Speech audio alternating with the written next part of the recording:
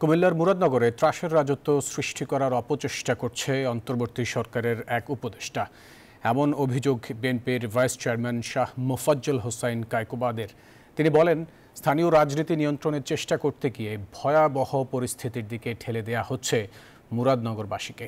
উপদেষ্টা পরিবারের বিরুদ্ধে কেউ ভিন্নমত পোষণ করলেই প্রশাসনিক হয়রানির খড়গ নেমে আসে বলেও অভিযোগ করেন কায়কোবাদ।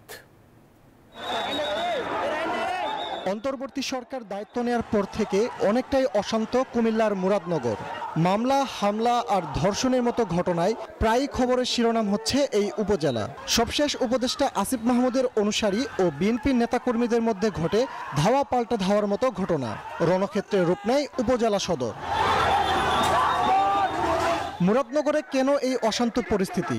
নিউজ 24 জানতে চেয়েছে উপজেলার 5 বারের সংসদ সদস্য ও বিএনপি নেতা কায়কোবাদের কাছে। যারা চাঁদাবাজ, যারা দুষ্কৃতিকারী, তারা এলাকা থেকে সবাই পালিয়ে গেছিল এবং মুরাদনগর 2 ওসি নতুন জয়েন করলো এবং আসিফ মাহমুদ যখন উপদেষ্টা হলো তখন তারা আবার এলাকায় ফিরে আসছে তাদের উপরে ভর করে। তারা এখন কি বলবো, মাথা উঁচু করে কথা বলে। তারাই এখন সন্ত্রাস কায়েম করতেছে মুরাদনগরে। মুরাদনগর বরাবরই বিএনপি অধ্যুষিত অঞ্চল। ফেসিবাদী আমলে বিএনপির নেতাকর্মীরা ছিল ঘরছাড়া। বিএনপির এই ভাইস চেয়ারম্যান দাবি করলেন, সেই ফেসিবাদী শক্তি মোড়ক বদলে আবারও নিপীড়কের ভূমিকায় নেমেছে। মুরাদনগরে আরো অনেক ঘটনা ঘটেছে। এই ঘটনার জন্য আমি দায়ী করব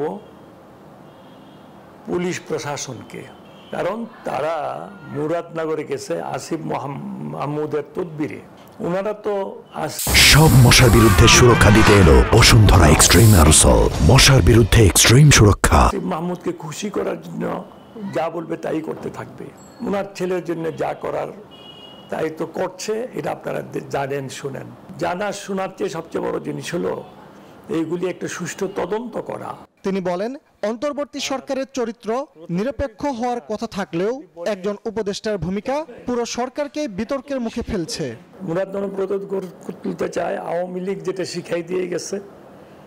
পুলিশ নিয়ে আসে কুমিল্লা থেকে, ডিবি নিয়ে আসে কুমিল্লা থেকে।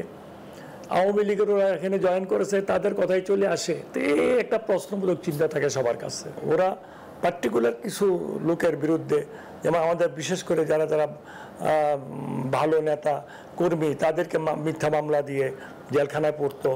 বিএনপির হাইকমান্ডের সিদ্ধান্তে ধৈর্যের সঙ্গে পরিস্থিতির মোকাবেলা করছে নেতাকর্মীরা বলেও জানান তিনি।